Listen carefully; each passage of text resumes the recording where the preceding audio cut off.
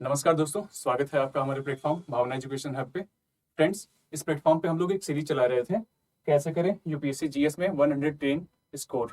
ठीक है, इस वीडियो पिछले लास्ट दो वीडियो में हम लोगों ने बात करी थी आपको पढ़ना क्या है। देखिए, अगर आपको 100+ स्कोर करना है जीएस पेपर फर्स्ट में तो उसकी दो अप्रोच है। ठीक है, एक तो आपके पास कंटेंट अच्छा होना चाहिए और इसका जो दूसरा जो इम्प्लीमेंटेशन है ना वो अच्छा होना चाहिए। तो कंटेंट के लेवल पे हम लोगों ने विस्तार से बात कर दी थी कि आपको जो आपके ट्रेडिशनल बुक्स हैं उसके अलावा और आप क्या क्या कर सकते हो, तो मैंने तो उसके बारे में बता दिया था।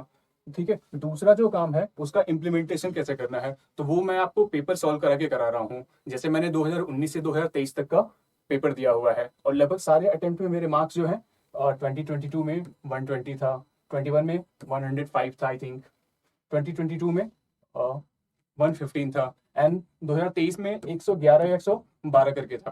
ठीक है, तो मैं अपना जो पर्सनल एक्सपीरियंस है मैं आपके साथ शेयर कर रहा हूँ और हम 2023 का पेपर सॉल्व कर रहे थे जिसमें हम लोग लास्ट दो वीडियो में 50 क्वेश्चन कर चुके हैं। आज उसके आगे शुरू करते हैं। ये मैंने विस्तार से बात की थी कि आप कंटेंट के लेवल पे क्या कर सकते हो ताकि आपके पास जो एम्पल अमाउंट में मटेरियल हो जिसका आप यूज करोगे पेपर सॉल्व करते वक्त। तो ये सब आप लोग पहली वीडियो में मैंने विस्तार से बात की थी, आप वहां देख सकते हो। ये मेरी मार्कशीट है 2021 की।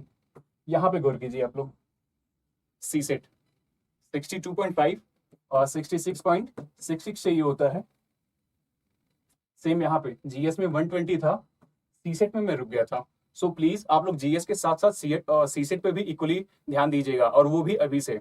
उसके लिए आप हमारे ही प्लेटफॉर्म पे एक सर हैं, गौरव सर है, उनकी क्लास चल रही है, आप उसको रेफर कर सकते हो। हम लोग डेली उसमें जब तक पीटी नहीं हो जाता है तब तक एक सीरीज चला रहा है जहां यूपीएससी की जो सीसेट के पीवाईक्यू है उनका सर डिस्कस करेंगे। साथ ही साथ उन पे कोर्सेज भी पड़े हुए हैं, जैसे परम्यूटेशन कॉम्बिनेशन का है, क्लासेस पड़ी हुई हैं, नंबर सिस्टम की क्लासेस पड़ी हुई हैं। तो प्लीज आप लोग उसको देखिएगा और जो इनका डेली वाली जो सीरीज है ना उसको तो प्लीज आपने करिएगा। लगभग 20 मिनट की क्लास होती है तो उसमें आप जो 5-6 पीवाईक्यू हैं उनसे गो थ्रू कर लोगे तो एक तो आपका पीवाईक्यू वहां से सॉल्व हो जाएगा, साथ ही आपकी जो कॉन्सेप्चुअल क्लियरिटी है ना वो वहां से बन जाएगी। तो प्लीज जीएस के साथ आप सीसेट पे भी इक्वली ध्यान दीजिएगा, वो भी अभी से।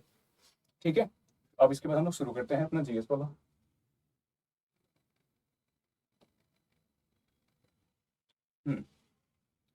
50 तक हमारा हो गया था, आज हम 51 से आगे बढ़ते हैं।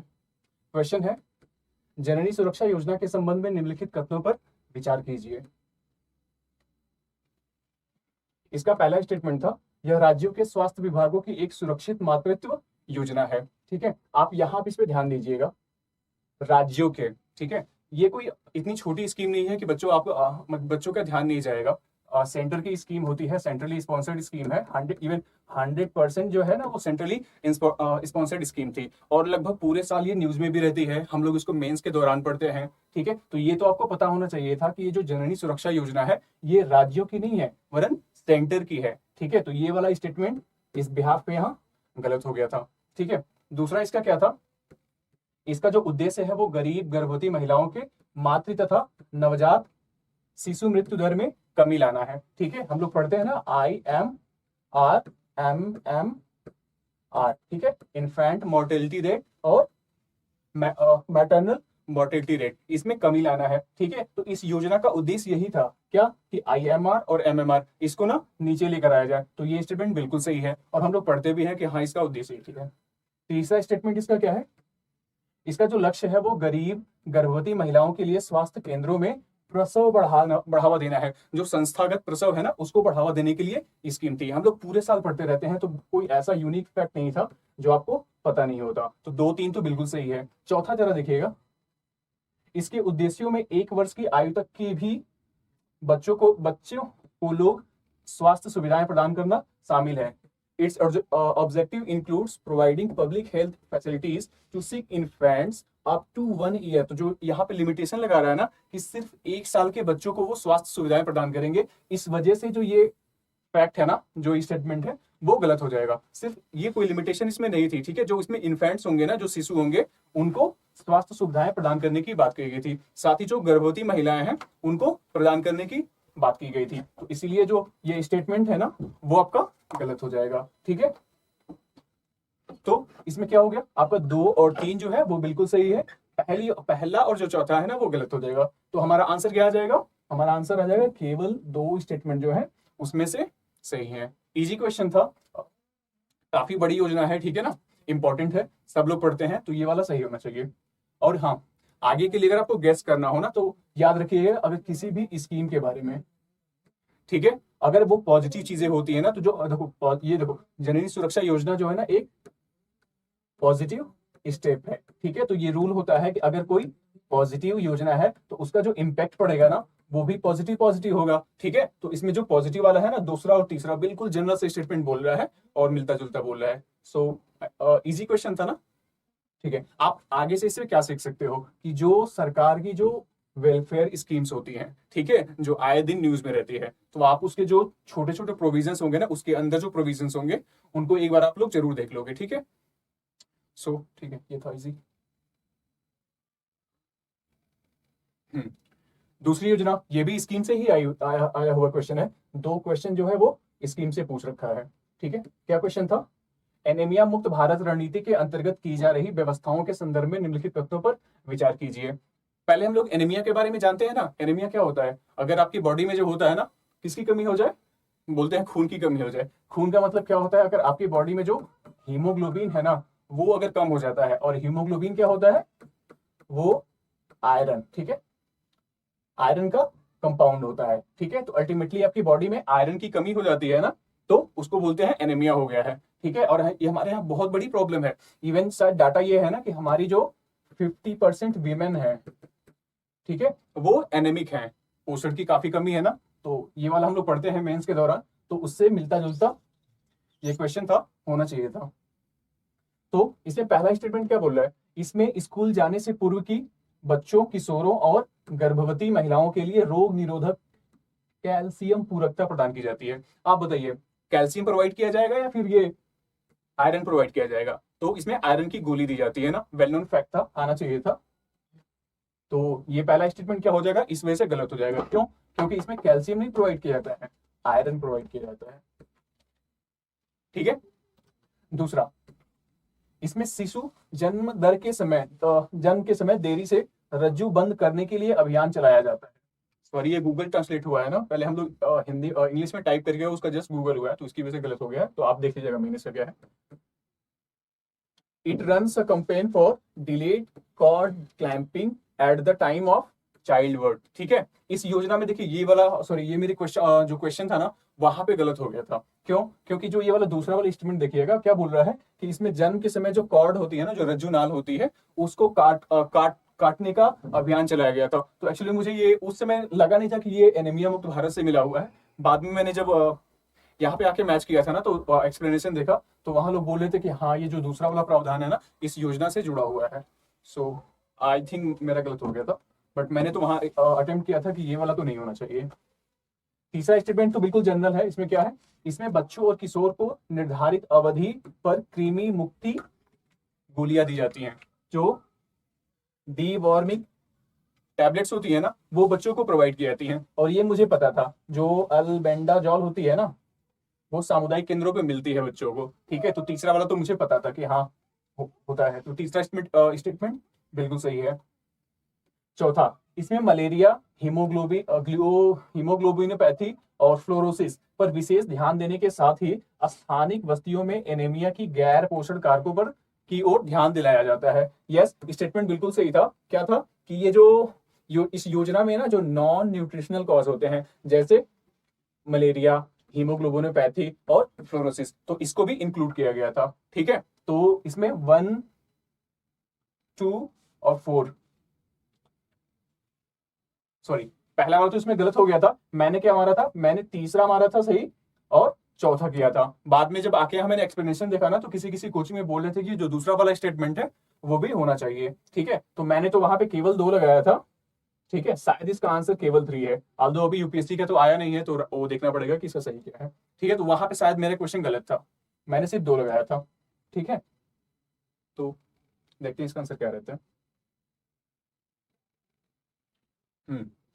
ये वाला इजी क्वेश्चन है।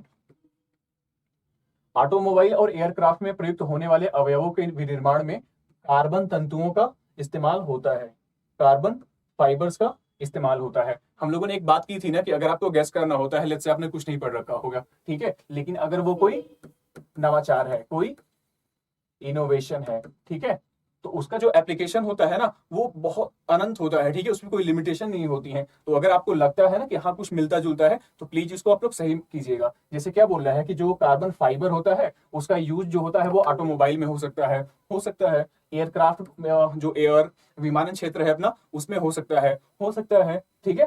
तो ये पहला स्टेटमेंट तो बहुत जनरल है, होना चाहिए था इस बेसिस पे, ठीक है। दूसरा क्या है, कार्बन तंतु एक बार प्रयुक्त होने पर पुनर्चक्रित नहीं किया जा सकता। स्टेटमेंट देखिए क्या बोल रहा है कि अगर कार्बन फाइबर जो है ना एक बार यूज कर लेते हो तो क्या वो रिसाइकल नहीं हो सकता। मैंने क्या बोला कि जो अगर कोई नया इनोवेशन होता है ना, अगर कोई नवाचार होता है, ठीक है, तो उसका जो पॉजिटिव साइड्स होता है ना, ध्यान दीजिएगा कि वो लगभग सही होता है, ठीक है। और ये निगेटिव वाला बोल रहा है कि जो कार्बन फाइबर है वो रिसाइकल हो ही नहीं सकता। चूंकि आपको पता होगा ना कि हम लोग किस पे बल दे रहे हैं, साइक्लिक इकोनॉमी, सरकार ना, ताकि वेस्टेज ज्यादा पैदा ना हो, हमारे रिसोर्सेस कम से कम लगे। तो ये कुछ अजीब नहीं लग रहा आपको कि जो कार्बन फाइबर होता है उसको यूज करके आप यूज एंड थ्रो कर दोगे, आप फेंक दोगे क्या? तो ऐसा प्रावधान तो नहीं हो सकता ना, रिसाइकल होने की संभावना बनती है। और लोग ध्यान भी देते हैं ना, मतलब इसको ध्यान में रखते हैं कि अगर कोई भी नवाचार करना है तो उसमें रिसाइकलिंग होगी, ठीक है ना।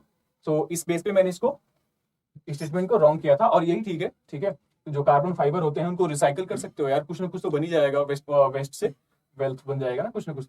तो ये दूसरा वाला स्टेटमेंट जो है वो आपका गलत है। सो इसका आंसर क्या हो जाएगा, केवल एक, ठीक है, ठीक है, इजी था। ये भी था एप्लीकेशन बेस्ड, लगभग जितना आता है ना प्लीज ट्राई कीजिएगा कि अगर कुछ लॉजिक नहीं लग रहा है ना तो सारा लगभग सही होता है, ठीक है। तो आप इस पे रिस्क ले सकते हो, गैस कर सकते हो इस बिहाफ पे, ठीक है। जैसे क्या बोल रहा है कि उपर्युक्त में से कितने क्रियाओं में त्वरण मापी एक्सेलेरोमीटर जो होता है उसके प्रकार की आवश्यकता होती है, ठीक है। तो क्या बोल रहा है, जैसे देखिए अगर मैच करते करते रहे ना, ऐसा नहीं कि ब्लाइंडली गेस करना होता है कि साइंस वाला एप्लीकेशन बेस्ड आया आप डी मार के चले आओ, तीनों एक बार पढ़ो, ठीक है। और जिससे दिया हुआ लग रहा है कि हाँ इस फील्ड में काम कर सकता है, ठीक है, आपकी अगर अंतरात्मा आवाज दे रही है तो वहां पे आप जा सकते हो सही के साथ। तो क्या बोल रहा है, कार क्रैश टक्कर का जिससे एयर बैग लगभग तुरंत फैल जाते हैं उसका पता लगाना, यस, ठीक है। दूसरा, लैपटॉप अचानक धरातल पर गिर पड़ने का जिससे हार्ड ड्राइव तुरंत बंद हो जाती है उसका पता लगाना, यस। स्मार्टफोन के झुकाव का जिससे पोर्ट्रेट और लैंडस्केप मोड के बीच प्रदर्शन घूम जाता है उसका पता लगाना। तो ये जो तीनों स्टेटमेंट है, लग नहीं रहा है कि इसमें त्वरण मापी जो होगा उसका यूज होगा, ठीक है। तो इस बेस पे इसका क्या आंसर हो जाएगा, तीनों सही हो जाएगा, ठीक है। साइंस बेस्ड था, एप्लीकेशन बेस्ड था, वेस्ट था, आंसर होना चाहिए था, इजी था, ठीक। यप, ये वाला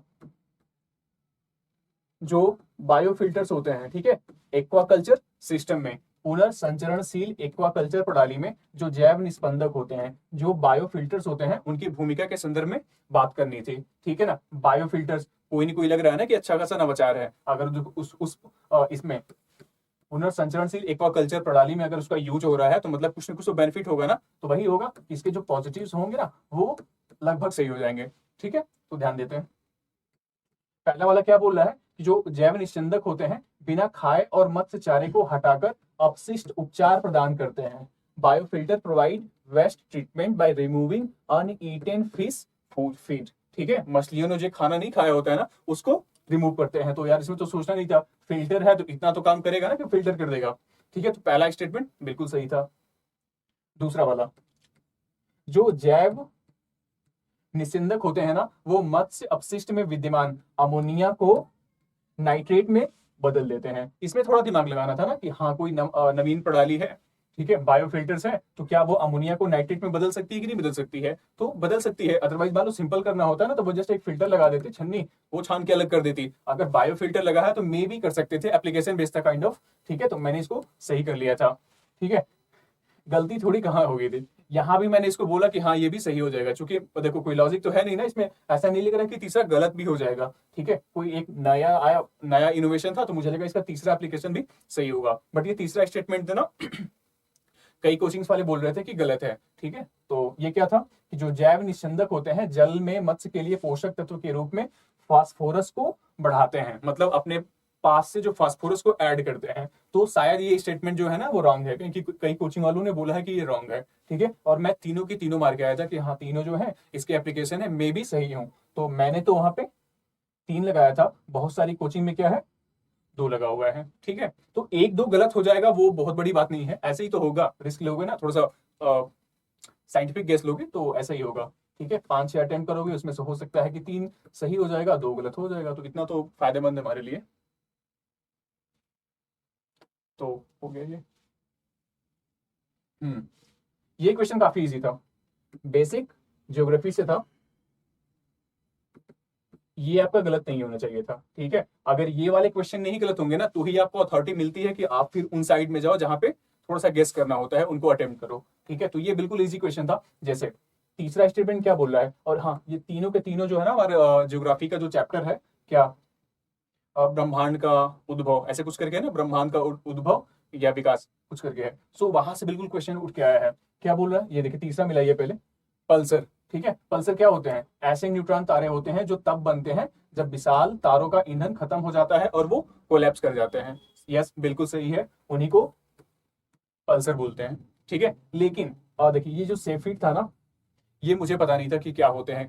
ठीक है, बट ये दूसरा वाला तो बिल्कुल वेल नोन फैक्ट है, सब पढ़ते हैं, बेसिक एनसीईआरटी में बिल्कुल लिखा पड़ा है कि जो निहारिका होती है ना वो क्या होते हैं, अंतरिक्ष में धूल और गैस के विशाल बादल होते हैं कि नहीं होते हैं। बिल्कुल इजी था। ठीक है, तो यानी कि जो दूसरा का आंसर जो ए होगा, यानी कि ये तो अब इसका नहीं हो सकता ना, तो ये ऑलरेडी गलत था, ऑटोमेटिक गलत था, तो इसका रिवर्स कर दिया था। यूपीएससी यही करती है ना कि इसका उसमें कर देगी, उसका इसमें कर देगी। तो सेफिट्स जो थे ना वो क्या होते हैं, तारे जो आवर्ती रूप से बार बार जलते बुझते हैं। ठीक है, तो इसमें देखिए पहला दूसरा तो इनकरेक्ट मैच है, वो रिवर्स कर रखा है, तो वो तो सही नहीं थे।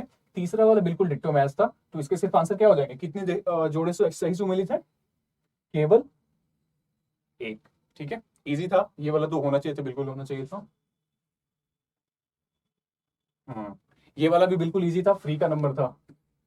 निम्नलिखित देशों में से किस देश के पास अपनी उपग्रह है, महादेश सॉरी ये गूगल ट्रांसलेट है, which one of the following countries has its own satellite navigation system. ठीक है, जब हम लोग साइंस एंड टेक्नोलॉजी पढ़ते हैं ना, तो उसमें जो अप्लाइड साइंस पढ़ते हैं तो उसमें हम लोग ये वाला पढ़ते हैं, स्पेस टेक्नोलॉजी। ठीक है, और स्पेस टेक्नोलॉजी में हम लोग पढ़ते हैं कि किन किन कंट्रीज के पास जो है ना खुद की उपग्रह निर्देशन प्रणाली है, खुद का सैटेलाइट नेविगेशन सिस्टम है। तो कितनी कंट्रीज हैं, इतना सोचना नहीं था। ठीक है, इसमें से सिर्फ जापान है जिसके पास खुद का है, जापान के अलावा और किसके किसके पास है, यूएसए है, उसका जीपीएस है, रसिया का जो है रॉसकॉस्मॉस है शायद। ठीक है, तो रसिया हो गया, चीन के पास खुद का है बाइडू बाइडू है, और फिर हमारे पास इंडिया, प्राइड की बात है, इंडिया के पास भी है जो IRNS है ना, NSS नाविक जिसको बोलते हैं, Indian regional navigation satellite system, European union के पास गैलीलियो। हाँ, ठीक है, तो इन ऑप्शन में से क्या नहीं था, और बाकी 3 नहीं थे, जापान बिल्कुल था, और मतलब इसको देखते ही कर लेना चाहिए था, इजी था, काफी था, और लगभग आप लोगों का सही भी होगा आई नो। ठीक है, तो इजी क्वेश्चन था ना, बिल्कुल इजी था।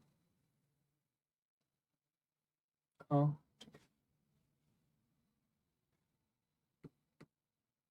निम्नलिखित तथ्यों पर विचार करें। ये वाला क्वेश्चन ना बिल्कुल बेसिक था, थोड़ा सा बेसिक, और कह सकते हो अपना जो करंट अफेयर है उसका मिक्सअप था। अगर आप पूरे साल करंट अफेयर से गो थ्रू होते हैं ना तो लगभग वो न्यूज में रहती ही रहती है, बैलिस्टिक मिसाइल और क्रूज मिसाइल। ठीक है, आप लोग जरा ध्यान दीजिएगा, ये गैस का कर सकते हो या फिर एलिमिनेशन की थोड़ी सी एक ट्रिक है। यूपीएससी अक्सर क्या करती है ना, अगर कोई सिमिलर चीज है, ठीक है, मान लीजिए ये ए और बी दोनों का सिमिलर कॉन्सेप्ट है ना, तो यूपीएससी का क्या करती है ना, इसके स्टेटमेंट को रिवर्स कर देती है। तो जरा कॉशियस हो जाए कि अगर 2 चीज बिल्कुल मिलती जुलती आ रही है ना, तो वहां पे ध्यान रखिए कि कहीं उसका आपस में बदल तो नहीं दिया गया है। जैसे ये देखिएगा आप लोग, हम लोगों ने यहाँ बात की थी ना कि जो सेफिट्स होते हैं निहारिका होती हैं, ये सारी जो तीनों है टर्म्स है ना, वो अंतरिक्ष की वस्तुओं के बारे में बात कर रहा है। तो उसमें क्या किया था, पहले का दूसरे में कर दिया था और ये दूसरे का पहले में कर दिया था। तो सेम यूपीएससी ने वहां भी काम किया है। ठीक है, बैलिस्टिक मिसाइल है, क्रूज मिसाइल है, दोनों मिसाइल के प्रकार हैं। ठीक है, तो उनके जो गुणधर्म होते हैं ना वो आपस में बदल दिए गए हैं। जैसे क्या बोल रहा है कि जो बैलिस्टिक मिसाइल होती है अपनी पूरी उड़ान में अवध्वनिक चाल पर प्रधार नोदित हिंदी गलत है सॉरी, जो बैलिस्टिक मिसाइल्स होते हैं आर जेट प्रोपेल्ड, ठीक है, subsonic speeds throughout their flight, while जो क्रूज मिसाइल होती हैं are rocket powered only in the initial phase of flight, ठीक है। हम लोग बेसिक में क्या पढ़ते हैं, जो बैलिस्टिक मिसाइल होती है उसके बारे में हम लोग क्या कहते हैं कि क्या होती है, एक बार जो है ना उसको हम लोग आरंभिक चरण में रॉकेट से संचालित कर देते हैं, फिर वो हाइट पे पहुंच के जो उसका टारगेट होता है ना उस पर कैसे आती है, ग्रेविटेशनल फोर्स जो होता है, गुरुत्वाकर्षण बल होता है, उसका यूज करके आता है ना, तो सिर्फ वो अपने आरंभिक चरण में ही रॉकेट से संचालित होती है। यही तो बेसिक डिफरेंस होता है ना किसके बारे में, बैलिस्टिक मिसाइल के बारे में और क्रूज मिसाइल के बारे में। क्रूज मिसाइल क्या होती है, क्रूज मिसाइल को ना उसकी जो थ्रू आउट फ्लाइट, ठीक है, अपनी पूरी उड़ान के दौरान उसको क्या चाहिए होता है, जेट प्रोपेल्ड होते हैं, उसको ईंधन की आवश्यकता होती है। तो ये तो बिल्कुल बेसिक डिफरेंस था, ठीक है। तो पहला वाला जो स्टेटमेंट तो गलत हो जाएगा ना क्योंकि रिवर्स कर रखा है, दूसरा वाले में भी सेम यही काम कर रखा है, ठीक है। जो अग्नि 5 होती है वो प्राध्वनिक क्रूज मिसाइल है, जबकि ब्रह्मोस जो है, अग्नि 5 और ब्रह्मोस, ठीक है, जो ब्रह्मोस है वो क्या है, ठोस ईंधन चालित अंतर महाद्वीपीय बैलिस्टिक मिसाइल है। नहीं, पूरे साल हम लोग पढ़ते हैं ना कि जो ब्रह्मोस है वो क्या है, क्रूज मिसाइल है, सबसोनिक क्रूज मिसाइल है, ठीक है। और अग्नि 5 जो है वो इंटरकॉन्टिनेंटल बैलिस्टिक मिसाइल है, ठीक है। तो दूसरा वाला स्टेटमेंट बिल्कुल गलत हो जाएगा। तो इसका आंसर क्या था, डी था ना, इजी क्वेश्चन था ये भी, ठीक है। आगे से जरा आप लोग ध्यान रखिएगा कि जो इंपॉर्टेंट मिसाइल्स हैं इंडिया की, ठीक है, कुछ अगर उपग्रह लॉन्च हो रहा है अगर वो इंपॉर्टेंट है, ठीक है, या फिर कोई पनडुब्बी है वो अगर वो लॉन्च हो रही है, ठीक है ना, तो उसके बारे में अपनी समझ प्लीज जो कॉन्सेप्ट होगा ना उसको क्लियर कर लीजिएगा। यूपीएससी पूछती है, पीछे का अगर पीवाईक्यू करोगे आप ना तो दिख जाएगा कि हर साल कोई ना कोई हो जाएगा। तो अपने डिफेंस सेक्टर से जो डिफेंस में जो जो नवाचार हो रहे हैं ना तो उस पर अपनी समझ थोड़ी सी आप लोग बढ़ा लीजिएगा। क्वेश्चन रिपीट करते हैं, थीम रिपीट करती है, पक्का इजी क्वेश्चन होता है ना, बिल्कुल साल भर अगर करंट में रहोगे तो आराम से मिल जाएगा आपको। तो इसका आंसर क्या था, डी था। यप, पारा प्रदूषण पढ़ते हैं हम लोग ना, पारा इससे क्या होता है, कौन सी डिजीज होती है, मिनी माटा, ठीक है। बट क्वेश्चन मिनी माटा पे नहीं है, सिंपली क्या पूछ रहा है, पारा प्रदूषण पे। ये भी यूपीएससी की एक थीम है, लगभग हर साल जो होता है ना प्रदूषण से पूछता ही पूछता है, चाहे आपका क्या हो, जल प्रदूषण हो चाहे वायु प्रदूषण हो, ठीक है। तो उसी से मिलता जुलता है पारा प्रदूषण के बारे में। तो पहला स्टेटमेंट क्या है कि जो स्वर्ण खनन गतिविधि होती है विश्व में पारा प्रदूषण का स्रोत होती है, ठीक है। आप ये भूल जाइए कि जो ये स्वर्ण खनन है, बस इसको याद रखिए ना कि सिर्फ जो खनन गतिविधि होती है क्या वो पारा प्रदूषण में सहयोग दे सकती है कि नहीं दे सकती है, देती है, ठीक है, होता है, खनन गतिविधियों से होता है। बस इतना डिट्टो मुझे, मैं बता रहा हूँ ना, मैंने वहां गेस करा था एक्चुअली इसमें, ठीक है। और ये मेरा गलत हो गया था, अभी बताऊंगा मेरा क्यों गलत हुआ था। मेरा गलत हुआ था तीसरे वजह के बारे में, और तीसरे से पहला और दूसरा मेरा सही था, ठीक है, कि जो स्वर्ण खनन गतिविधि है क्या उससे पारा प्रदूषण हो सकता है कि नहीं हो सकता है, ठीक है। बहुत सारे प्रदूषण के वो उससे निकलते, खनन गतिविधि से निकलते हैं ना, तो पारा भी निकलता होगा। तो इस बेसिस पे ये क्या था, स्टेटमेंट सही था, मैंने वाइजली गेस किया था। दूसरा वाला, दूसरा वाला स्टेटमेंट तो कह सकते हो ना आप, यूपीएससी की बिल्कुल लाइन रिपीट हुई है, 2021 या 22 में पूछा हुआ था कि जो कोयला आधारित जो उष्मीय शक्ति संयंत्र होते हैं, थर्मल पावर प्लांट होते हैं, उनसे पारा प्रदूषण होता है, तो यस होता है। जो वो जो सल्फर वाला क्वेश्चन था ना, सल्फर डाइऑक्साइड का, उसी के साथ पूछा हुआ था कि इससे सल्फर निकलता ही निकलता है, आर्सेनिक होता है, पारा होता है। तो ये लाइन वहां से उठ के आई थी, और वो भी पता होना चाहिए था, सिंपल था। ये भी अगर गेस करना चाहो ना तो आप गेस कर सकते थे कि जो थर्मल पावर प्लांट होते हैं क्या उससे पारा प्रदूषण होता है, तो बहुत सारे प्रदूषण होते हैं उनमें से पारा भी होता है, ठीक है। तो ऐसे गेस कर सकते थे। तो पहला दूसरा स्टेटमेंट तो बिल्कुल जनरल था, सही हो गया था। मेरा गलत हुआ था तीसरी की वजह से, इसमें पूछा है ना कि पारा के संपर्क में आने का कोई ज्ञात सुरक्षित स्तर नहीं है, ठीक है। मुझे लगा था कि यार देखो पारा प्रदूषण जो होगा, जो WM में होता है, वर्ल्ड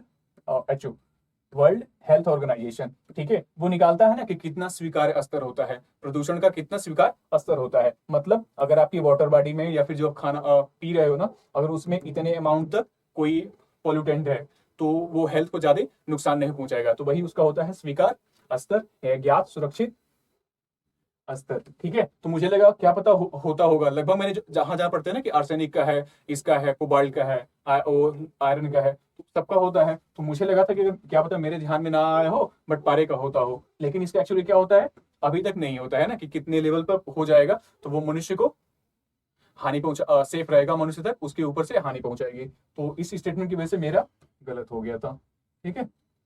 तो फिर भी इसमें दो स्टेटमेंट तो गेस लग सकता था ना, ऐसे ही करते हैं। तो इसका आंसर क्या था, मैंने लगाया था सिर्फ दो, मैंने सिर्फ दो लगाया था, मैंने वहां दो लगाया था, कोचिंग के हिसाब से क्या है, तीन, ठीक है। वो लोग बोल रहे थे कि पारे का संपर्क वो सुरक्षित स्तर जो है वो ज्ञात नहीं है, ठीक है।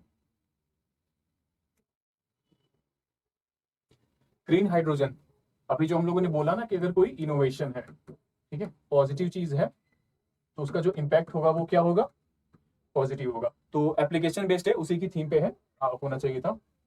जो हरित हाइड्रोजन होता है, जो ग्रीन हाइड्रोजन होता है, ठीक है, इसे क्या निम्नलिखित में से कितने विचार करना था कथनों पे, ठीक है।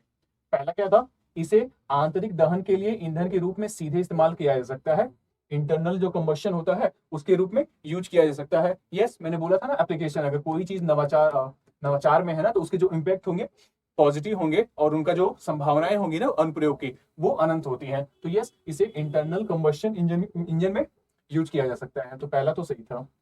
दूसरा, इसे प्राकृतिक गैस के साथ मिलाकर ताप या शक्ति जनन के लिए ईंधन के रूप में इस्तेमाल किया जा सकता है। यस, अगर आप गाड़ी चला सकते हो ना, तो इसे क्या कर सकते हो आप, इसे आप ना फ्यूल भी बना सकते हो, ठीक है, प्राकृतिक गैस के साथ मर्ज करके आप क्या कर सकते हो, ईंधन के रूप में इस्तेमाल कर सकते हो। इतना सोचना नहीं था, एप्लीकेशन है, सही था। तीसरा, इसे वाहन चालन के लिए हाइड्रोजन ईंधन प्रकोष्ठ, it can be used in the hydrogen fuel cell application ही है, ठीक है। वाहन चलाने के लिए हाइड्रोजन फ्यूल सेल के रूप में इस्तेमाल किया जा सकता है कि नहीं किया जा सकता है, बिल्कुल किया जा सकता है, ठीक है। तो इसका जो एप्लीकेशन था वो तीनों में हो सकता है। तो उपरोक्त में से कितने कथन सही है, तीनों सही है, ठीक है।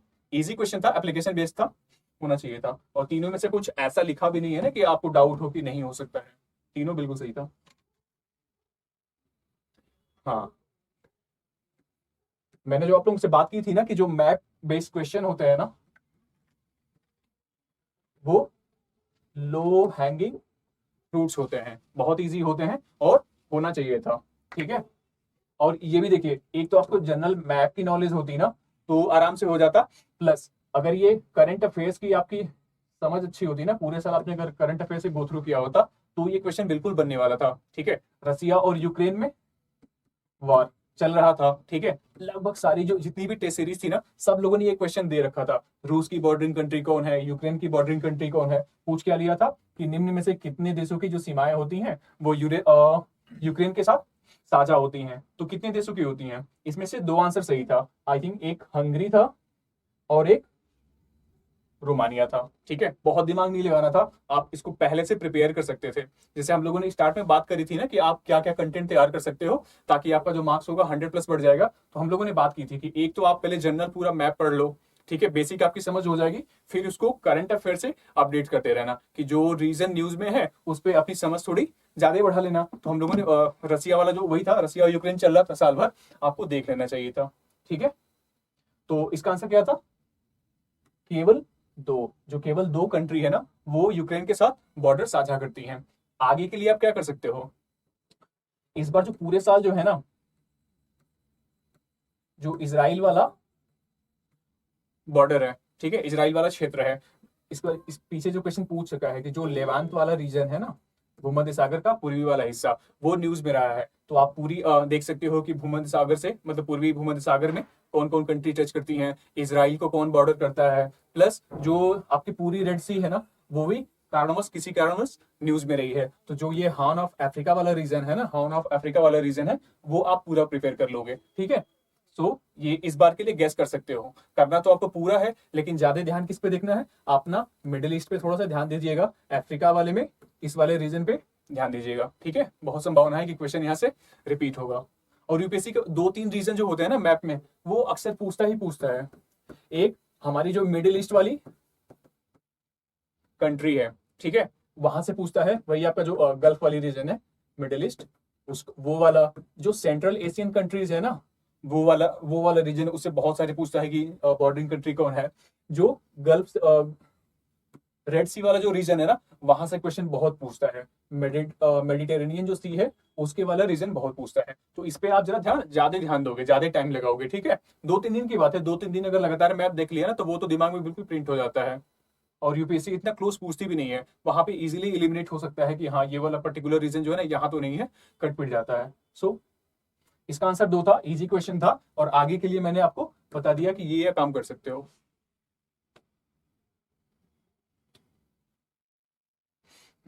62, पृथ्वी के वायुमंडल के संदर्भ में निम्नलिखित में से कौन सा जो कथन है वो सही है। पहला, बेसिक ही कहूंगा, ये भी आपकी जो बेसिक ज्योग्राफी है ना, उसकी समझ पे आधारित है। जो वायुमंडल वाला हम लोग पढ़ते हैं ना, उसी से क्वेश्चन है। पहला क्या है कि जो भूमध्य रेखा पर प्राप्त होने वाले सूर्यताप की कुल मात्रा जो होती है, वो ध्रुवों पर प्राप्त होने वाली जो सूर्यातप होता है उसकी मात्रा की लगभग 10 गुनी होती है। ठीक है, एक बार जरा ध्यान दीजिएगा, अगर यूपीएससी जो है ना अपने स्टेटमेंट में अगर डाटा डाल रही है, तो बहुत संभावना होती है ना कि वो या तो बहुत ज्यादा कम कर दे रही है, बहुत ज्यादा कर दे रही है, या उलट फेर कर रही है, वो एक्सचेंज कर रही है। ठीक है, तो ऑनेस्टली मुझे ना वहां पे ये पहला स्टेटमेंट तो नहीं आ रहा था, शायद मैंने सुन नहीं रखा था कि इतना। ये तो पता था ना, सिंपल सबको पता होगा कि जो पोल्स पे होता है वहां पे सूर्यातप कम होता है और इक्वेटर पे ज्यादा होता है। बट ना ऐसे मुझे वैल्यू नहीं पता थी कि 10 टाइम जो होता है वो कम प्राप्त होता है या 10 टाइम ज्यादा प्राप्त होता है, तो मैंने इसको स्टैंड बाई पर रखा था। दूसरा क्या था कि जो अवरक्त किरणें होती हैं सूर्यातप की लगभग 2/3, 2/3 भाग होती हैं। यहां पर भी डाटा दे रहा था ना, तो मैंने स्टैंड बाई पर रखा था।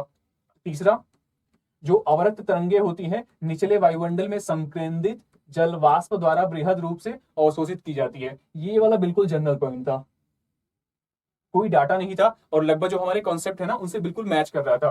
क्या कि जो निचला वायुमंडल होता है, आपको भी पता होगा कि जो यहाँ पे जो गैसें होती हैं, जो जलवाष्प होती हैं, धूल के कण होते हैं, एरोसॉल वगैरह होते हैं ना, वो सूर्यातप को ग्रहण करते हैं कि नहीं, अवरक्त तरंगों को एब्जॉर्ब कर लेते हैं, उनसे फिर वो टेम्परेचर बढ़ता है। तो ये स्टेटमेंट ना बिल्कुल सही था, कॉन्सेप्ट से भी मैच कर रहा था, कोई डाटा भी नहीं दिया था, मैंने थोड़ा गेस किया था। ठीक है, इस क्वेश्चन में गेस किया था और मेरा सही था, बिल्कुल सही था। डी वाला तो आप गलत कर सकते हो, ये तो बिल्कुल वो कॉन्सेप्ट से है कि जो अवरक्त तरंगे होती है ना, वो क्या होती हैं, विद्युत चुंबकीय तरंगों के दृश्यमान स्पेक्ट्रम का भाग होती है। इंग्लिश देख लीजिए, जो इंफ्रारेड वेव्स होती हैं वो क्या होती हैं, part of visible spectrum of electromagnetic waves. अगर आप लोगों ने वो देखा होगा ना, जो यहां से इनका जो होता है ये 400 से लेके 700, एक बार देख लीजिएगा आप लोग ना, जो यूवी रेज होती हैं, जो आपकी दृश्य वाला जो क्या होता है, जो विजिबल स्पेक्ट्रम होता है, वो आईआर होता है, रेडियो वेव्स होती हैं, उनकी जरा ना वो जो एक टेबल ऐसी होती है, उसमें पूरा दर्शाया होता है। तरंग दैर्ध्य के छोटे वाले से बड़े वाले में दिखाया गया होता है ना। तो उसमें जो 400 से लेके जिस 7 तक होता है ना, जो विजिबल लाइट्स होती हैं जिनको हम लोग देख पाते हैं। ठीक है, इसके बाद जो होता है जस्ट आफ्टर क्या होता है, आईआर, इंफ्रारेड होती है। तो ये बिल्कुल वहीं से उठ के आया था, बिल्कुल छप के आया था। ठीक है, तो इसमें क्या बोल रहा था कि जो इंफ्रारेड वेव्स होती हैं, ये वाली जो होती हैं, इसका भाग होती है क्या, नहीं होती है ना। तो ये तो बेसिक था, ये तो पक्का नहीं होता। ठीक है, तो इसका आंसर क्या था, सी था। थोड़ा डीप में कह सकते हो था, क्योंकि पहला दूसरा आपको घुमा सकता था ना, उसमें डाउट था, डी वाला तो कट जाता। हम्म, ये वाला भी बिल्कुल बेसिक कॉन्सेप्ट है, ज्योग्राफी का है। ज्योग्राफी की जो एनसीईआरटी है ना, जो हम लोग बायोम वाला रीजन पढ़ते हैं, वहां से क्वेश्चन है। क्या बोल रहा है, कथन एक बोल रहा है ना कि उष्णकटिबंधीय जो वर्षा वन होते हैं, उनकी जो मृदा होती है पोषक तत्वों से भरपूर होती है। भरपूर होती है, नहीं होती है। हम लोग पढ़ते हैं ना कि जो उष्ण कटिबंधीय जो वर्षा वन होते हैं, उनकी जो मृदा होती है वो पोषक रहित होती है। एक्चुअली रीजन क्या होता है, देखिए, वहां पे होती है बहुत ज्यादा वर्षा, तो उससे जो यहाँ पे जो पोषक तत्व होते हैं ना, वो लेयर के नीचे चले जाते हैं, जिसको एक हम लोग टर्म पढ़ते हैं ना, निछालन।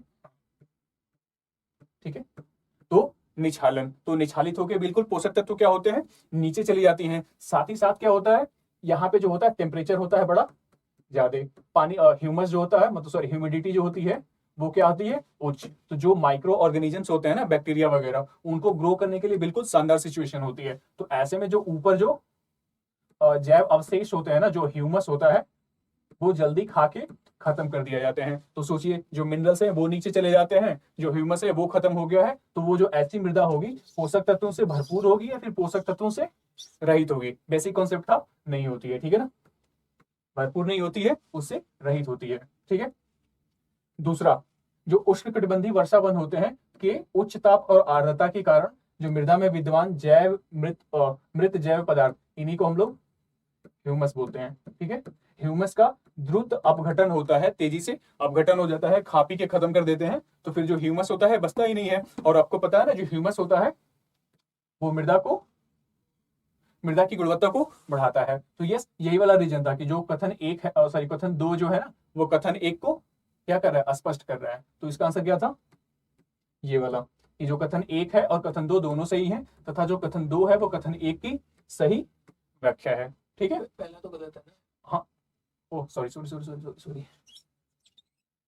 इसका क्या होगा, कथन एक गलत, हाँ कथन एक गलत है और कथन दो बिल्कुल सही है, ठीक है। इजी क्वेश्चन था ना। इससे हम लोग और क्या सीख सकते हैं, ये वाला रीजन ना अक्सर न्यूज में आता है, जो उष्णकटिबंधीय वर्षावन है ना, इनकी विशेषताएं आप लोग देख लीजिएगा। जैसे हम लोग सभी बायोम्स के बारे में पढ़ते हैं ना, सभी बायोम्स के बारे में, तो एक चैप्टर है उसमें सारे जो ये उष्णकटिबंधीय वर्षावन है इस बायोम के बारे में हो गया। इस साइड आपका जो डिजर्ट होते हैं उनके बारे में होता है, यहाँ पे आपकी समाना होता है, स्टेपी होती है, ठीक है, भूमध्य सागर वाला होता है, इसके बाद आपका टाइगा और टुंड्रा टाइगा जो भी है, ठीक है ना। तो उन सब के बारे में जो कैरेक्टरिस्टिक्स है ना, एक बार पढ़ लीजिएगा, ठीक है। इस वाले रीजन से तो बहुत बार क्वेश्चन आया हुआ है, इवन लास्ट टाइम ही आया था ना कि किसमें जो होते हैं वो लताएं बताएं पाई जाती हैं, कुछ ऐसे क्वेश्चन था, तो मतलब वनस्पति से जोड़ के दिया हुआ था, ठीक है। तो ये जो सारे बायोम्स है ना, एक बार इनकी प्रॉपर्टीज को आप अच्छे से देख लीजिएगा, क्वेश्चन आता है, बहुत इजी क्वेश्चन आता है। तो इसका आंसर ये था। 64, ये भी बेसिक था, होना चाहिए था। ग्रीष्म ऋतु में महाद्वीपों और महासागरों के बीच का जो तापमान विपर्यास होता है ना, वो शीत ऋतु की अपेक्षा अधिक होता है। स्टेटमेंट है कि जो the temperature contrast between continents and oceans is greater during the summer summer than in winter. बिल्कुल सही है कि जो गर्मी के महीनों में जो ये ओशन हो गया आपका और ये लैंड हो गया, तो हम लोगों ने पढ़ा है ना कि गर्मियों के मौसम में क्या होता है, इनका जो टेम्परेचर होता है वैसे भी अलग अलग होता है। तो जो गर्मियों के मौसम में जो इनका जो टेम्परेचर, इसका जो टेम्परेचर होता है ना, वो बहुत अधिक होता है कंपेयर टू ओशन, ठीक है। तो वही बोल रहा है कि जो ग्रीष्म ऋतु में जो महाद्वीपों और महासागरों के बीच का तापमान विपर्यास होता है ना, शीत ऋतु की अपेक्षा अधिक होता है। स्टेटमेंट बिल्कुल सही था। दूसरा, जल की जो विशिष्ट उष्मा होती है वो भूपृष्ठ की विशिष्ट उष्मा की अपेक्षा अधिक होती है। The specific heat of water is more than that of land surface, ठीक है, यही रीजन है, ठीक है, क्योंकि जो जल की विशिष्ट उष्मा जितनी अधिक होती है तो वो उतना ही स्लो गर्म होगा और उतना ही स्लो ठंडा होगा, ठीक है। तो वही होता है, गर्मी के मौसम में क्या होता है, वो जो महाद्वीपों में जो सैंड होती है ना, जो मिट्टी होती है, बहुत तेजी से गर्म हो जाती है, तो उसका टेम्परेचर तो बढ़ जाता है। कंपेरेटिवली जो वाटर होता है ना, वो बहुत धीरे धीरे गर्म होता है। तो ये डिफरेंस बना रहेगा ना कि लैंड पे तो टेम्परेचर बहुत ज्यादा हो गया और ये जो ओशन है ना, वहां पे इसका जो टेम्परेचर होता है कम होता है। तो इसीलिए जो टेम्परेचर, जो तापमान विपर्यास होता है ना, टेम्परेचर कॉन्ट्रास्ट होता है, वो क्या होता है, समर की मौसम में लैंड पे अधिक होता है, वाटर में कम होता है। तो क्या बोल रहा था, जल की विशिष्ट उष्मा भूपृष्ठ की विशिष्ट उष्मा की अपेक्षा अधिक होती है। तो मैंने ये पहला स्टेटमेंट सही मारा था, ठीक है। मैंने तो इसका ये लगाया था, कुछ कोचिंग वाले इसमें डिफर कर रहे हैं, कुछ लोग बोल रहे हैं कि इसका आंसर बी भी होगा। लेट्स सी क्या होता है, बट मुझे तो लॉजिक यही लग रहा था, तो मैंने ए लगाया था। बेसिक से था, थोड़ा सा बेसिक था, होना चाहिए था। देखते हैं इसका आंसर क्या होता है। अगला क्वेश्चन हमारा है 65, और ये भी बिल्कुल बेसिक से है, बिल्कुल बेसिक से है, और ये थीम भी रिपीट हुई है आपकी, ठीक है, क्योंकि जो भूकंप का है वो तो अक्सर पूछता है। जैसे देखिए, हाँ, in a seismograph P waves are recorded earlier than that of S waves, ठीक है। हम लोगों ने पढ़ा है ना कि जो पी वेव होती हैं वो सतह पे सबसे पहले पहुंचती हैं और उसके बाद एस वेव पहुंचती हैं, ठीक है, ये होता है ना, बिल्कुल पढ़ते हैं हम लोग। तो ये वाला स्टेटमेंट तो बिल्कुल सही था। दूसरा, पी तरंगों में जो अलग अलग कण होते हैं वो तरंग प्रसार की दिशा में आगे पीछे कंपन करते हैं, जबकि एस तरंगों में कण जो तरंग होते हैं ना वो प्रसार की दिशा में समकोणीय ऊपर नीचे कंपन करते हैं। बिल्कुल सही था। ठीक है, हम लोग जो पी और एस वेव की प्रॉपर्टीज पढ़ते हैं ना, तो एक तो ये हम लोग पढ़ लेते हैं कि कौन सबसे पहले पहुंचता है, स्पीड का तो पढ़ लेते हैं। दूसरा हम लोग पढ़ते हैं कि जो पी वेव होती है ना वो होती है अनुदैर्ध्य तरंग। ठीक है, जो पी तरंगे होती है ना वो अनुदैर्ध्य तरंगे होती हैं, ध्वनि तरंगों की तरह व्यवहार करती हैं। और ध्वनि तरंगों की विशेषता क्या होती है कि वो ना ऐसे ऐसे ऐसे चलती हैं। ठीक है, तो उनमें क्या होता है, प्रसार और कंपन होता है। ठीक है, आगे पीछे क्या होता है, कंपन करते हुए चलती हैं। तो ये तो पी वाली की विशेषता होती है। दूसरे वाली की विशेषता क्या होती है कि वो अनुप्रस्थ तरंगे होती हैं।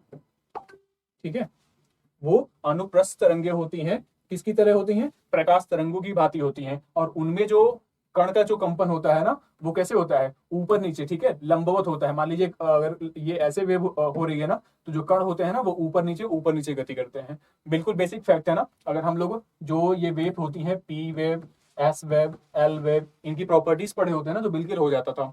ठीक है, जब भूकंप का पढ़ते हैं तो सब लोग पढ़ते हैं इसके बारे में। तो इजी आंसर था इसका, दोनों का दोनों सही था। ये वाला तो पहला सब लोग सही कर लेते हैं ना, दूसरे वाले में कंफ्यूज था कि कहीं आगे पीछे तो नहीं कर दिया है, तो मे बी इसमें गलत हो सकता था अगर कॉन्सेप्ट उस टाइम क्लियर नहीं होता तो ठीक था। इसका आंसर था सी वाला। ये वाला भी बहुत इजी क्वेश्चन था। और जो एलिमिनेशन की हम बात करते हैं ना तो एक बार ये भी याद रखिएगा आप लोग कि जो एक्सट्रीम अगर वर्ड्स यूज किए गए हैं, ठीक है, अगर आपको साउंड हो रहा है ना कि वो बहुत एक्सट्रीम बात कर रहा है तो वो स्टेटमेंट गलत होता है। जैसे इसकी लैंग्वेज पढ़िए ना आपको तुरंत पता चल जाएगा। क्या बोल रहा है कि भारत में जो कोयला आधारित तापीय शक्ति संयंत्र होते हैं ना उसके संदर्भ में आप विचार कीजिए। क्या बोल रहा है कि उनमें से किसी में भी समुद्र जल का उपयोग नहीं होता है। ये वाला वर्ड पढ़िएगा तो, किसी में भी, हमारे पास इतने तापीय संयंत्र है उसमें से किसी में भी समुद्र जल का उपयोग नहीं होता है। बहुत एक्सट्रीम बोल रहा है ना, तो ये वाला गलत हो जाएगा। इंग्लिश सिटी देखिएगा, नन ऑफ देम, किसी में भी, तो पहला स्टेटमेंट गलत है। दूसरा वाला, उनमें से कोई भी जल संकट वाले जिले में स्थापित नहीं है। कोई भी स्थापित नहीं है, ऐसा है क्या? मतलब देखो एग्जैक्टली मुझे भी नहीं पता था कि कोई है कि नहीं है, लेकिन जिसकी लैंग्वेज थी ना कि बहुत एक्सट्रीम बात बोल रहा था कि कोई भी स्थापित ही नहीं है, तो इस बेस पे मैंने इसको गलत बोला था, इसको गलत किया था। ठीक है, तीसरा भी सेम बोल रहा है कि उनमें से जो कोई भी है ना वो निजी स्वामित्व में है ही नहीं, बहुत एक्सट्रीम था। तो इस बेसिस पे मैंने इसको तीनों के तीनों क्या बोला था, तीनों के तीनों गलत है। तो ये जो एलिमिनेशन की ट्रिक होती है ना, हम लोगों ने बात की थी कि जहां जो मॉडरेट साउंड करता है, अगर उसका लहजा जो है ना बात का बहुत मॉडरेट टाइप का है तो वो स्टेटमेंट क्या होगा, सही होता है। उल्टा इसी का क्या है, अगर बहुत एक्सट्रीम बात कर रहा है ना तो वो उसका गलत होने के चांसेस बहुत ज्यादा अधिक हो जाते हैं। तो इस बेसिस पे हम लोगों ने तीनों कट किया था, आंसर इजी था। ठीक है, बोल बैचिया पद्धति का कभी कभी निम्नलिखित में से किसी एक के संदर्भ में उल्लेख होता है। ये भी जो वन लाइनर टाइप के होते हैं ना बहुत फंसाते हैं। एक्चुअली ये करंट अफेयर था लगभग पूरे साल, और लगभग जो कोचिंग वाले थे ना इन्होंने इसको यूज किया था, अपने टेस्ट सीरीज में डाल रखा था, बोलबेचिया पद्धति। तो ये करंट अफेयर से सीधा क्वेश्चन आया था, सही भी था, इजी था, लगभग सबका सही हो गया होगा। मच्छरों में होने वाले विषाणु रोगों के प्रसार नियंत्रित करना इस संदर्भ में यूज होता है। तो याद रखिए अगर साल भर ना कोई चीज अगर बहुत न्यूज में चल रही है, ठीक है, कोई नया इनोवेशन ही है, तो उसको आप लोग जरूर याद रखिएगा। जैसे पिछले साल इसका पूछा था कौन सा, ये वाला आप लोगों ने पढ़ा था ना, 2022 का क्वेश्चन था, बेड रॉक टेक्नोलॉजी। ठीक है, क्वेश्चन आया हुआ है बेड रॉक टेक्नोलॉजी किसके लिए थी, तो जो पॉलिप्स होते हैं ना, कोरल पॉलिप्स, उनको बचाने की तकनीकी थी और ये न्यूज में थी। ठीक है, इस वजह से आया था। ऐसे ही बोलबचिया वाला था, ऐसे ही हम लोगों ने पढ़ा था ना, एक साल क्वेश्चन आया था, उसी साल आई थिंक आया था कि जो मियावाकी पद्धति है ना, मियावाकी आया था ना, साल भर लगभग न्यूज में रहता है। तो ये अर्बन फॉरेस्ट्री के लिए होता है, शहर में जो हम लोग वन उगाते हैं ना थोड़ी तेजी तेजी से उग जाए उसके लिए था। तो ऐसे जो टर्म्स होते हैं ना साल भर अगर न्यूज में आते हैं तो देख लीजिएगा, तो या तो वो करंट अफेयर में आपको मिल जाएगा, कहीं ना कहीं टेस्ट सीरीज में मिल ही जाता है। ठीक है, तो इजी था, होना चाहिए था। 68, ये भी एप्लीकेशन बेस्ड है, सारे के सारे सही है, वही लॉजिक लगेगा। क्या बोल रहा है कि उपरोक्त गतिविधियों में से कितनी जो होती है ना, कार्बन अभिग्रहण और विविक्ति भवन, इंग्लिश वर्ड, हिंदी बड़ी टफ है। How many of the above activities are often considered and discussed for carbon capture and sequestration. ठीक है, कार्बन कैप्चरिंग एंड सिक्वेस्ट्रेशन में कौन कौन यूज होता है? लॉजिक देख लीजिए, ये हम लोग पढ़ते हैं ना कि कार्बन को कैप्चर करके उसको बिल्कुल सिक्वेस्ट्रेट कर देना ताकि वो वायुमंडल में ना रहे और ग्लोबल वार्मिंग में अपना योगदान ना दे। तो लगभग तीनों होती हैं। ठीक है, बड़े पैमाने पर बारीक पीसी हुई बेसाल्ट सैलों को खेतों में बिछा देना। ठीक है, चूना मिलाकर महासागरों की क्षारीयता बढ़ाना ताकि उसमें वो कार्बन डाइऑक्साइड घुल जाए। तीसरा क्या है?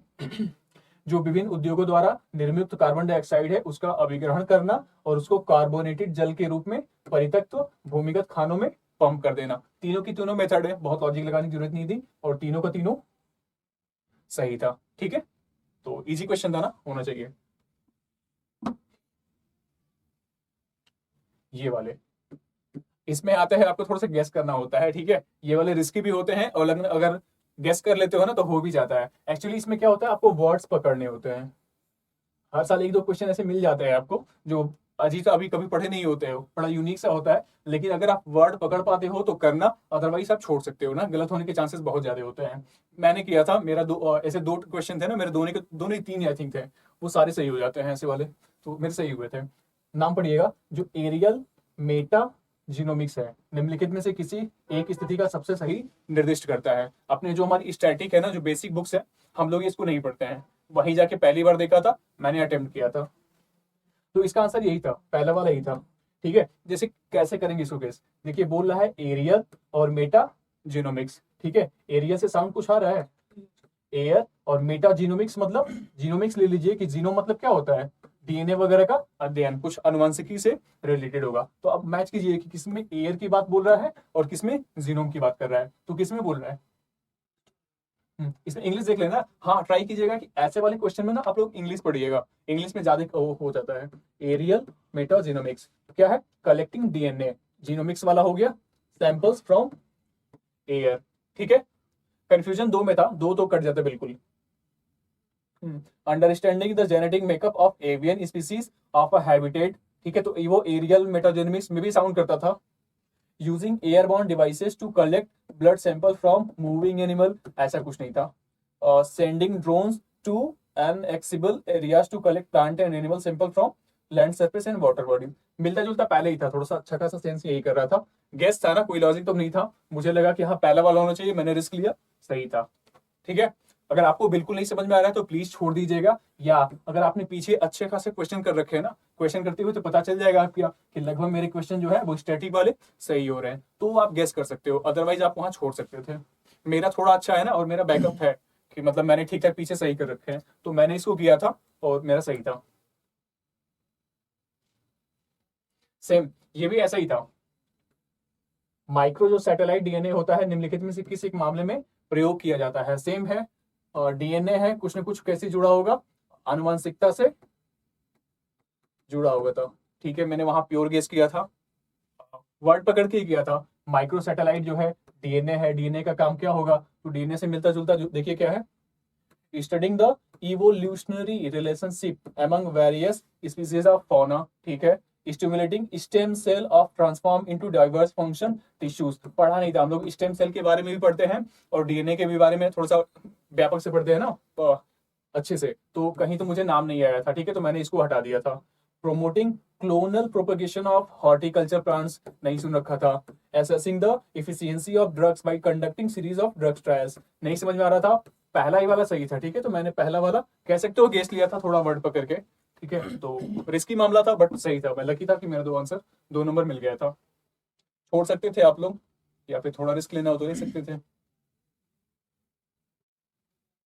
बेहतर होगा ना। अगर इन सब में गेस करना है तो आप जो पीछे वाले जो बिल्कुल स्टैटिक से आ रहा है ना, वो आप अच्छे से कीजिए, अगर वो आपका बिल्कुल सही हो जाता है ना, तो फिर ये अगर इसमें गेस ले सकते हो आप, तब आपको अथॉरिटी मिलती है। यप, स्टैटिक था, करंट अफेयर था, दोनों कह सकते हो, स्टैटिक और करंट अफेयर। एमएसएमई के बारे में हम लोग पढ़ते हैं, इकोनॉमी में एमएसएमई के बारे में पढ़ते हैं ना, और हम लोगों ने पढ़ा भी है कि जो सरकार ने जो है ना एमएसएमई की जो परिभाषा है उसमें बदलाव लाया है। ठीक है, अब वो उसका कितना टर्नओवर है और इन्वेस्टमेंट, दोनों को जोड़ के परिभाषित करती है, तो उसी से मिलता जुलता था कि जो according to the micro small and medium enterprises development act 2006 वाला है, उसी के हिसाब से जो मीडियम इंटरप्राइजेस होती हैं are those with investment in plant and machinery between 15 crore to 25 crore. इसमें दो हिंट था, ठीक है। एक तो थीम रिपीट हुई थी एमएसएमई की, ठीक है, स्टैटिक टॉपिक है। साथ ही साथ जो हम लोग बोलते हैं ना कि अगर डाटा वगैरह दे रहा है, ठीक है, डाटा की बात करता है, बहुत हद तक चांसेस होते हैं ना कि या तो वो कम करके बोल रहा है या तो बढ़ा के बोल रहा है, ठीक है। तो ये कम कर रखा था। जो मीडियम इंटरप्राइजेस होती है ना, आई थिंक कितनी होती है, 50 करोड़ टू, पहले थी 50 करोड़ टू 250 करोड़, अगर उनका इन्वेस्टमेंट हो रहा है तो उसको बोलते थे हम लोग मीडियम इंटरप्राइज, ठीक है। तो इस बेसिस पे ये गलत था, ठीक है। करंट में था, होना चाहिए था, क्योंकि जब हम लोग नया वाला पढ़ते हैं ना कि अब जो है इतना इतना इन्वेस्टमेंट होगा तो माइक्रो स्मॉल और मीडियम कहलाएगा। उसके बाद जब कंपेयर करते हैं ना कि पिछले साल 2006 वाले में, ओरिजिनल वाले में कितना था, तो ये वाला तो होना चाहिए था। थोड़ा सा स्टैटिक टॉपिक था ना, और कह सकते हो करंट वाला, क्योंकि जब वो चेंज हुआ था ना तो आया था। हम लोग मेंस में भी कोट करते हैं। तो पहला स्टेटमेंट गलत था। दूसरा क्या बोल रहा है कि जो सूक्ष्म लघु और मध्यम उद्यमों को दिए गए सभी बैंक ऋण जो होते हैं वो प्राइमरी सेक्टर के अधीन आते हैं। ऑल बैंक्स लोन्स, ये वाला वर्ड देखिएगा कि जितने बैंक लोन होते हैं ना जो एमएसएमई को दिए जाते हैं, क्या वो सभी के सभी प्रायोरिटी सेक्टर लैंडिंग के अंदर आते हैं। जैसे हम लोगों ने पढ़ा है ना कि जो बैंक होते हैं उनको जो कुछ परसेंट होता है, आई थिंक जो 40% लोन जो होना देना होता है ना, वो प्रायोरिटी सेक्टर लैंडिंग के रूप में देना होता है, बाध्यता होती है। तो आप बताइए जो एमएसएमई जितने भी लोन लेगी ना, क्या सभी इसके अंतर्गत आएंगे क्या? बहुत एक्सट्रीम सी बात बोल रहा है ना, तो ये नहीं था। दूसरा वाला भी गलत था, ठीक है। और ये आप एलिमिनेशन क्या लोग पकड़ लीजिए कि अगर कुछ बोलता है ना ऑल एवरी, तो बहुत हद तक चांसेस होते हैं कि वो गलत हो जाएगा। सो इसके आंसर क्या हो जाएगा? डी, ना तो एक और ना ही दो, ठीक है। इजी था। ये वाला भी न्यूज में था, हम लोगों ने पढ़ा था ना,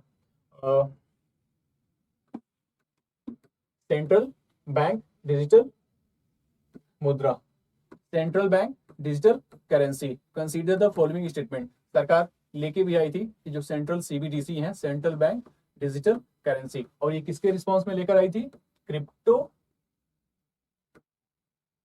करेंसी, ठीक है। तो ये कह सकते हो आपकी जो करंट था उससे जुड़ के आया हुआ था, ठीक है। तो पहला स्टेटमेंट क्या है इसका? It is possible to make payments in a digital currency without using US dollar और स्विफ्ट, ठीक है, था, कर सकते हैं ना। और एक चीज अभी बता रहा हूं, एक तो पहले स्टेटमेंट देख लेते हैं। पहला बिल्कुल इजी था। दूसरा, digital currency can be distributed with a condition programmed into it such as the time frame for spending in. कोई डिजिटल मुद्रा इसके अंतर्गत प्रोग्रामिंग प्रतिबंध, जैसे कि इसके गलत हो गया है उसके करने के लिए, ट्रांसलेट हुआ है तो गलत हुआ है, ठीक है। मतलब टाइम फ्रेम में स्पेंड करने के साथ वितरित की जा सकती है। इसका ओरिजिनल क्या दिखाइएगा?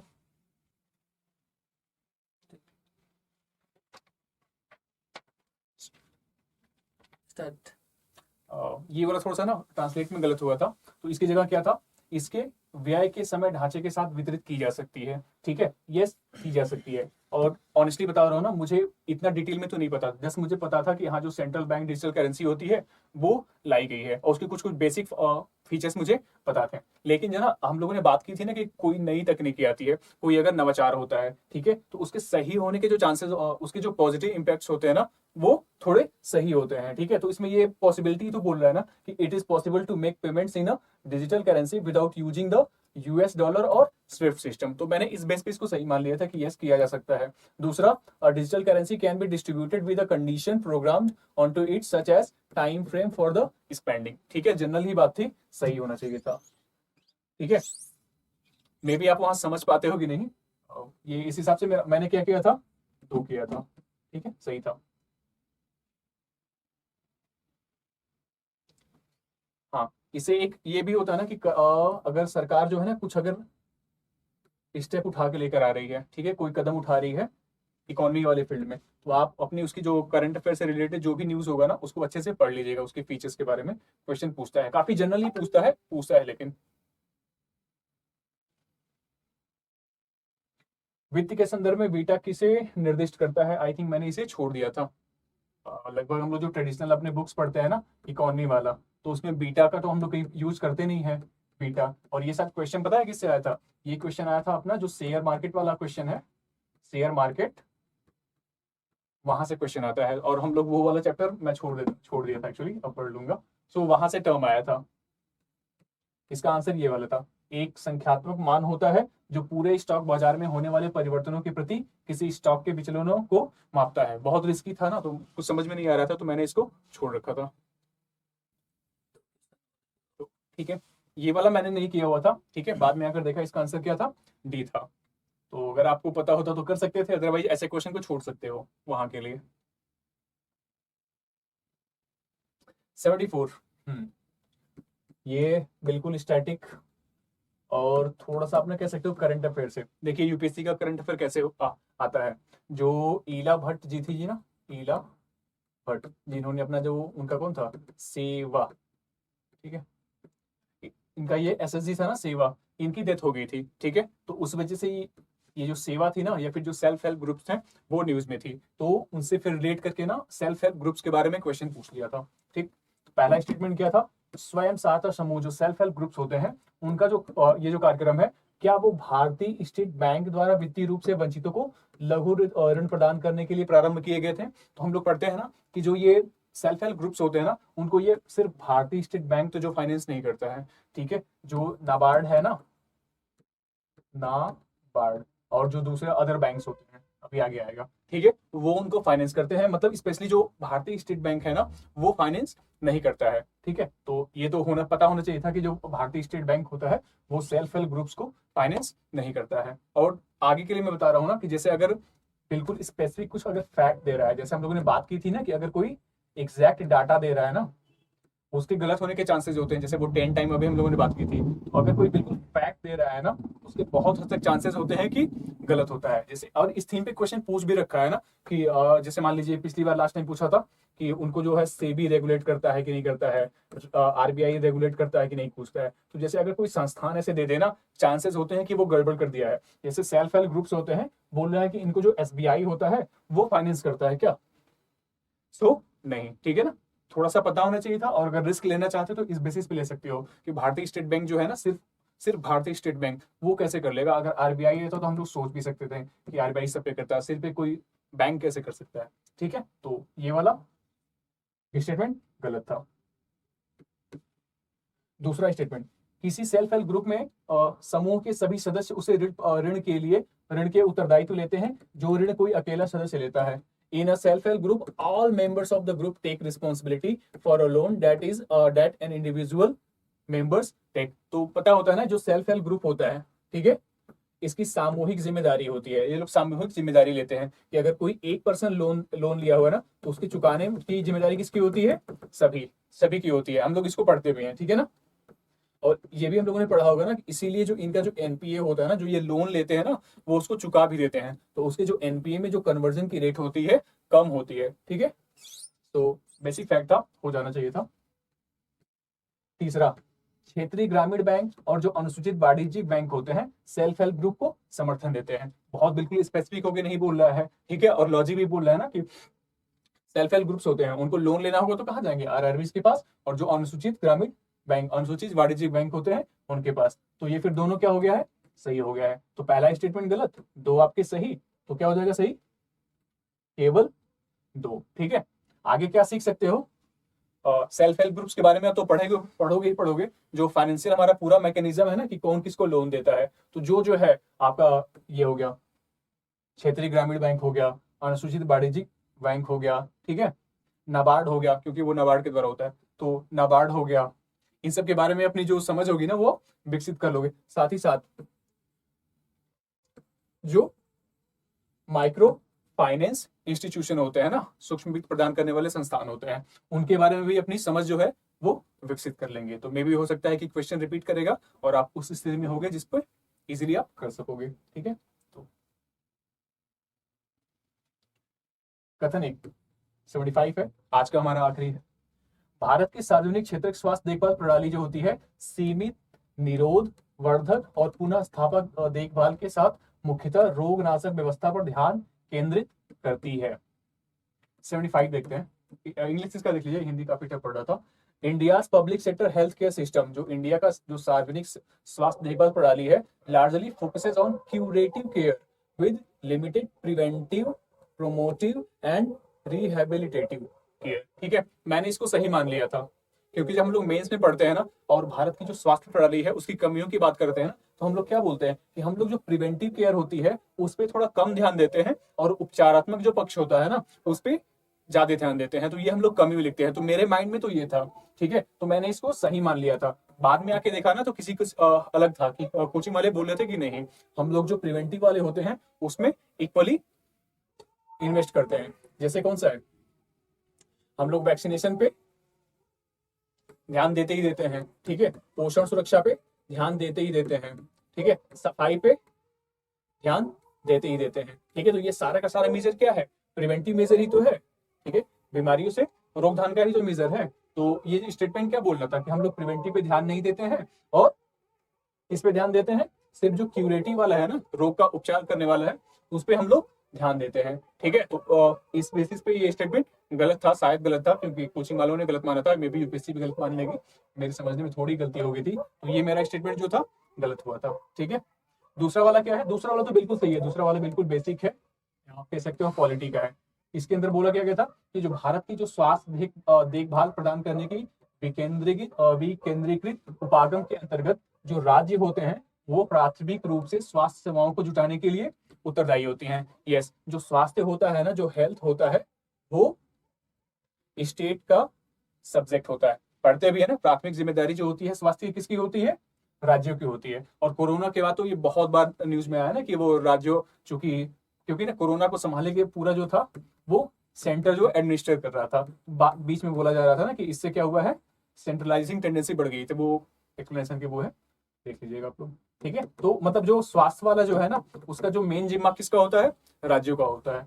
ठीक है, तो दूसरा वाला स्टेटमेंट तो बिल्कुल सही था, मेरी समझने में पहले वाला गलत हो गया था, तो मैंने क्या लगाया था वहां पे, सी वाला लगाया था। ठीक है, बट होना चाहिए था, थोड़ा कह सकते हो गलत हो गया, अलग बात है। सो ये करने का तरीका होता है। ठीक है, पेपर लोग अब तक आप लोगों को क्या समझ में आया। ठीक है, हम लोगों ने 75 क्वेश्चन कर लिए हैं और ये बोला जा रहा था कि जो 2023 का पेपर था ना वो टफेस्ट था, यूपीएससी के हिस्ट्री में सबसे टफेस्ट था बस। लेकिन अगर आपका स्टैटिक सही था ना, अगर आपकी स्टैटिक वाला पोर्शन समझ ठीक ठाक थी तो बहुत टफ तो नहीं था। मुझे लग रहा ना स्टैटिक वाला इजी कर दिया था, टफ इसलिए पड़ रहा था कि जो इसके ये वाले जो ऐसे कथन हो गए ना, ये वाला कथन 1 कथन 2 सभी 3 सभी 4 जो भी है, ठीक है, इसकी वजह से टफ हो गया था, अदरवाइज तो पेपर इजी था। ठीक है, सो आज की हमारी ये वीडियो यहाँ पे समाप्त होती है, मिलते हैं अगले वीडियो में। Thank you.